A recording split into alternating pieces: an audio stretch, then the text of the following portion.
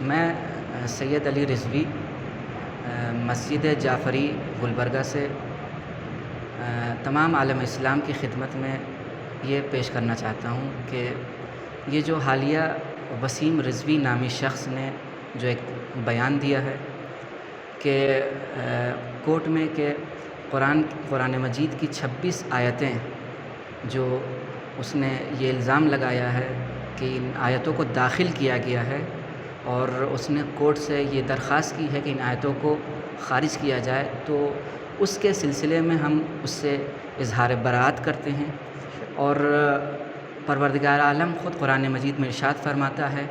کہ ہم نے اس ذکر کو نازل کیا اور وَإِنَّا لَهُ لَحَافِظُونَ، اور ہم ہی اس کی حفاظت کرنے والے ہیں۔ تو جو عقیدہ ہے ایک مسلمان کا، اس حساب سے قرآن مجید میں تحریف ممکن نہیں ہے، اور کسی چیز کا اضافہ کرنا یہ بالکل ممکن نہیں ہے۔ پروردگار نے بھی چیلنج کیا قرآن میں فَأْتُوا بِسُورَةٍ مِّن مِّثْلِهِ، کہ اگر تم کو یہ لگتا ہے کہ یہ قرآن لوگوں کی طرف سے ہے تو ایک سورہ اپنی طرف سے لا کر کے دکھاؤ۔ اور اس نے جو یہ الزام لگایا ہے،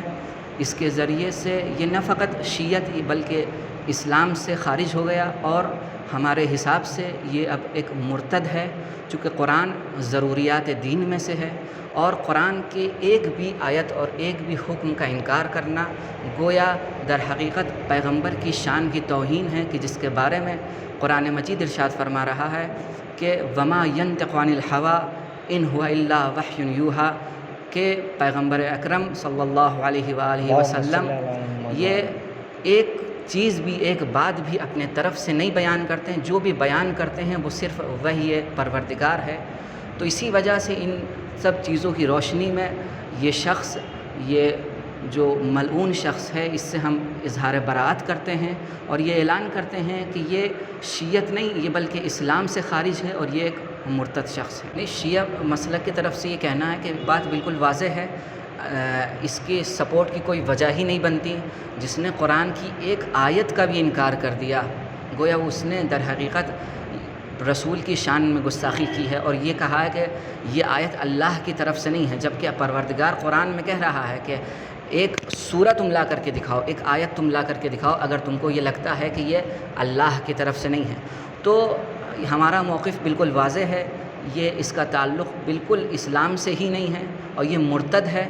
اور اس کی توبہ بھی اب اللہ جب بہتر جانے، چونکہ یہ اسلام میں رہ کر خارج ہوا ہے اسلام سے۔ اور تمام عالم اسلام سے، ہمارے اپنے بھائیوں سے یہ گزارش ہے، ان کے خدمت میں یہ پیش کرنا ہے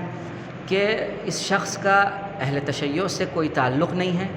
اور یہ جیسا کہ آپ لوگ کے لیے واضح بھی ہوگا، اس کے گزشتہ بیانات بھی اگر آپ دیکھے ہوں گے، یہ کارندہ ہے دشمنوں کا، اور اس کے ذریعے سے اپنے آپ کو دشمن سے قریب کرنا چاہتا ہے، اور وہی جو دشمن کی سیاست ہے کہ ان کو آپس میں لڑاؤ اور ان پر حکومت کرو، اس سازش کا یہ حصہ بنا ہوا ہے۔ تو اسی وجہ سے ہم اس سے اظہار براءت کرتے ہیں، اور بالکل کسی طرح سے شیعہ اہل تشیع کا ایک فرد بھی اس کے سپورٹ میں اور اس کے پیچھے نہیں ہے، اور سب کے سب اس سے اظہار براءت کرتے ہیں، اور اس کا ایک سماجی بائیکاٹ کا اعلان ہو چکا ہے، اور اس کے لیے ہم بھی آگے بڑھتے ہیں۔